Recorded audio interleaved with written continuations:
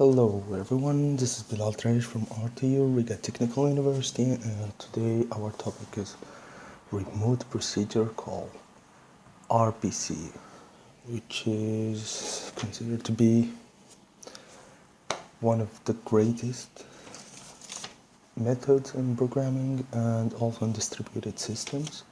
And also right here, the definition of remote procedure call is, as it says here, the concept of a remote procedure call, RPC, represents a major intellectual breakthrough in distributed systems with the goal of making programming of distributed systems look similar, if not identical, to conventional programming, that is achieving a high level of distribution transparency. So what it says in here is like the RPC gives you the one of the advantages is transparency, which is you can control two nodes and make the same program or the same process at the same time. And also you can control you can do some procedures and operations on another node or another computer, let's say, using your own in a different network. Right here it says in particular in RPC, procedures on remote machine can be called as if they are procedures in the local address space. The underlying RPC system then hides important aspects of distribution, including encoding and decoding parameters and results. Well, as you can see, you can pass messages, you can control machines using your own local or global network. So let's illustrate everything written in here using Python. So in Python it's called RPYC. It's the same, but it's a remote procedure call using Python. And we're gonna use idle, Python shell, Python idle. So what do we need in here is the same concept and the same steps as we described in sockets. We need a server, we need a client, and using the client you can control the server. So the server is basically the transparent, so and it will do what the client say. So right now, to make this tutorial, we don't need to go deep. I'm just going to provide them, let's say, the main idea of remote procedure call. Maybe just doing the hello world program, nothing more. It's just, so we don't need to write a huge server or something. There is a classic server.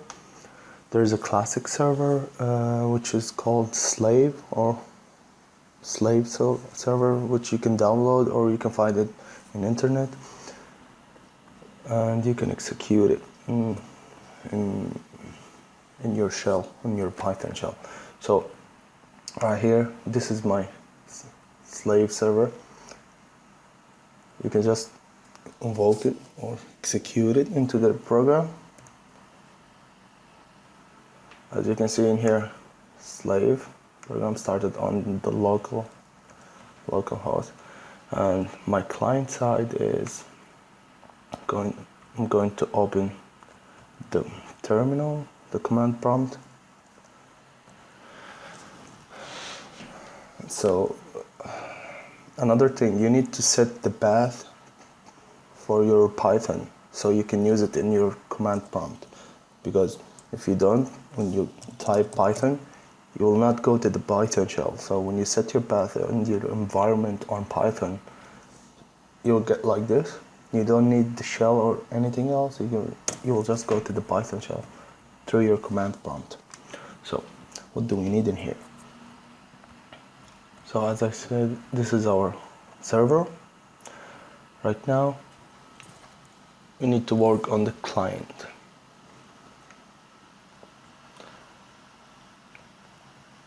So okay.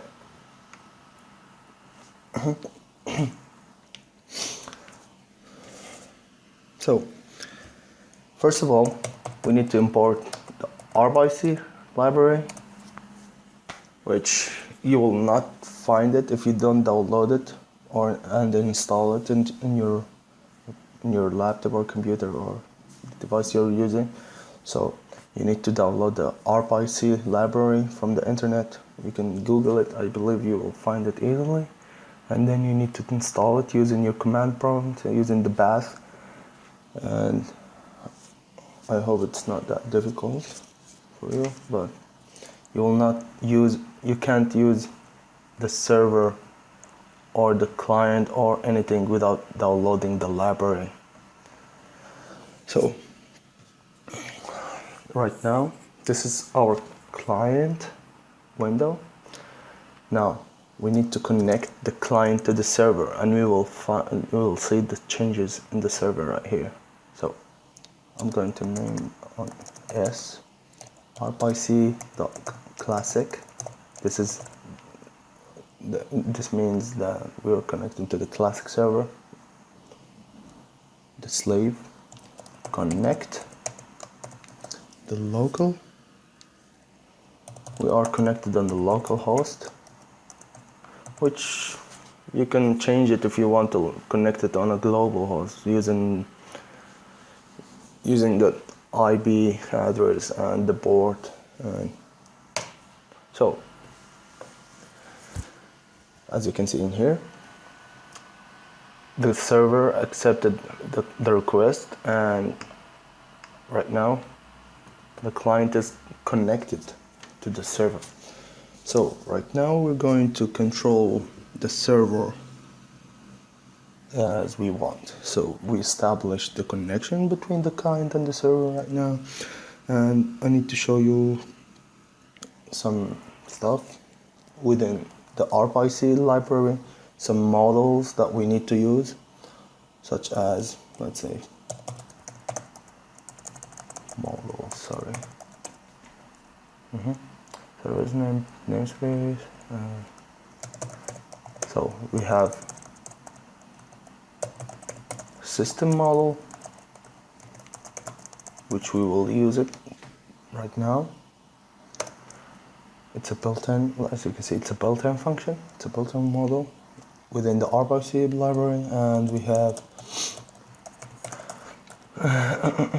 OS model, operation system model, and we have I believe that's what we need to know right now. So, and there are some deep level models like XML and other things, but I'm not going through that right now. So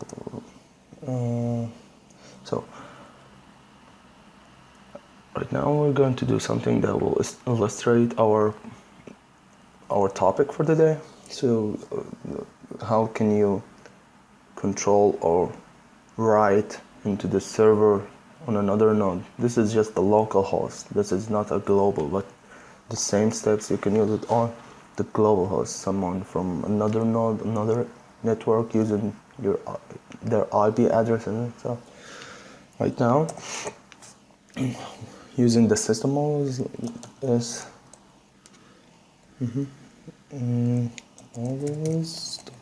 system, and this is interesting. The std out. This is the std out for the server. This is using the std out. You can write anything you want, like such as hello world, models, system, std out, write. We're going to write something into the server, and we will see the changes in here, like hello world.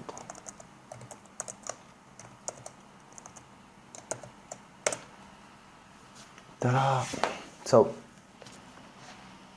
as you can see, the server accepts or comply anything the client command him to do, or anything the client says, or anything the client tells the server to do, right? You can eject your hardware, anything you want, anything. You need to understand the concept and the basis of the RPYC, and then you can go deep using higher level commands and models. Well, there is another model that I need to show you, which is models.sys.path. So this is our path for the server. So, which is, well, this is considered to be a list. This is a list. You can do the tricks that you can do on the list, append, or I don't know, the other stuff. Well, the path and so what I need to do is I'm going to check out the type of this model, and as you can see in here, it's a list. Oh, another thing I wanted to show you. So here are the directory of our topic for today. Here is the library of RPYC, and this is our client that is connected to the server, and we're going to proceed on this model, which you can append. You can do other stuff, append, let's say hello,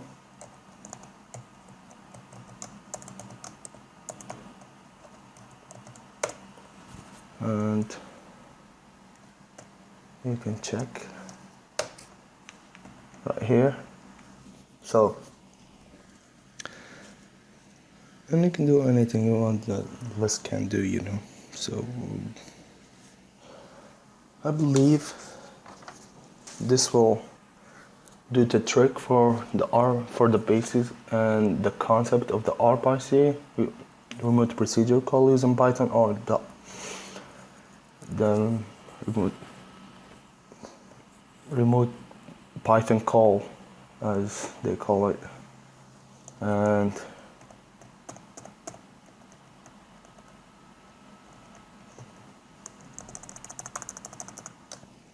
thank you for watching.